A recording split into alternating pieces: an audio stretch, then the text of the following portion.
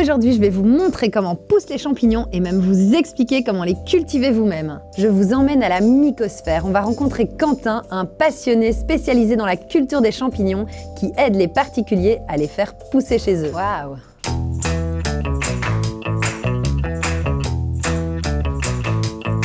Est-ce que c'est compliqué de faire pousser des champignons soi-même? Non, c'est très simple. Donc on peut le faire à la maison, à l'intérieur ou à l'extérieur au jardin. À l'intérieur, on va pouvoir cultiver toute l'année en utilisant des ballots de ce type-là.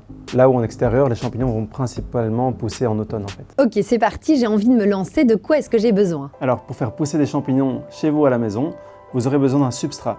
Le substrat, c'est la nourriture du champignon. Ce substrat, on va le mélanger avec du mycélium. C'est un réseau de petits filaments blancs qui va former le corps du champignon. Et quand il aura complètement colonisé son substrat, digéré, il va pouvoir fructifier, donc former ses fruits.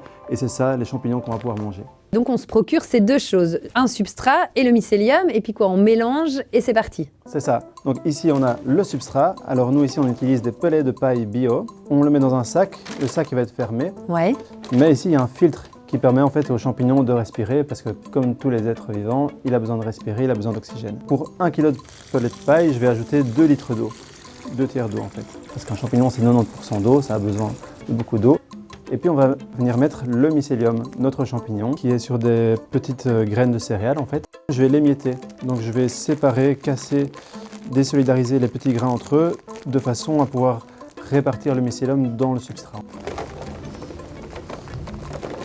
Et c'est marrant, quand on sent l'odeur, c'est l'odeur typique des pleurotes, c'est un peu une odeur anisée comme ça. Ok, je vais sentir. Ah ouais, c'est marrant, ça sent pas du tout le champignon. Hein. Ça sent bon. Enfin, je dis pas que le champignon sent pas bon. Hein. Alors après, qu'est-ce qu'on fait? On va tout mélanger? Alors, là, on va d'abord fermer notre sac. Ok. Pour ça, on peut utiliser une selleuse ou ici, on va utiliser un ruban adhésif. Là, on va mélanger le substrat pour répartir le mycélium dans l'ensemble du substrat.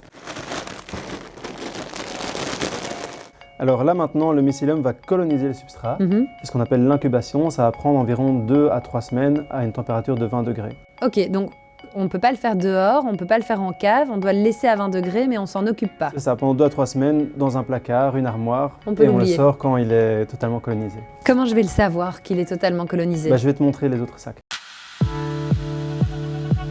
Par exemple ici, on voit le mycélium qui est en train de coloniser le substrat. On voit qu'il y a encore toute une partie qui n'est pas encore colonisée. Et donc là, on va encore attendre une semaine environ.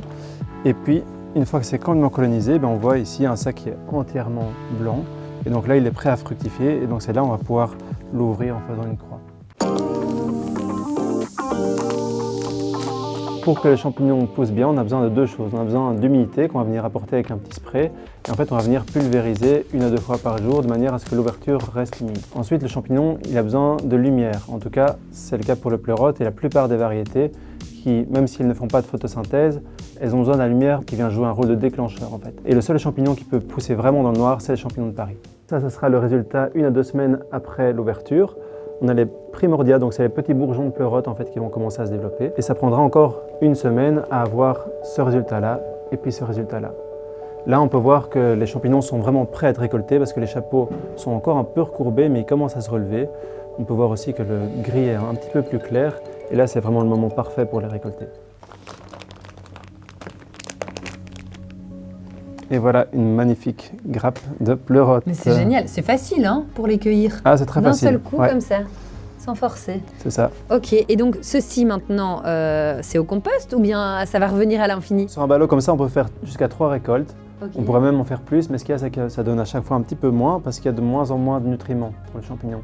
Et donc une fois que le ballot est épuisé, effectivement, là on peut le mettre au compost ou bien on peut l'utiliser comme paillage pour certaines plantes. Ça veut dire que sur un ballot comme ceci, on considère qu'on aura plus ou moins 3 fois ceci comme récolte. Ouais. C'est pas mal, hein? Ok Quentin, donc pour résumer, je rentre à la maison avec mon substrat, mon mycélium de pleurote, parce que c'est mes champignons préférés, je mets de l'eau, j'applique tous tes conseils et puis je vais pouvoir manger mes propres champignons. C'est bien ça? Et voilà. Merci beaucoup Quentin! Bonne culture!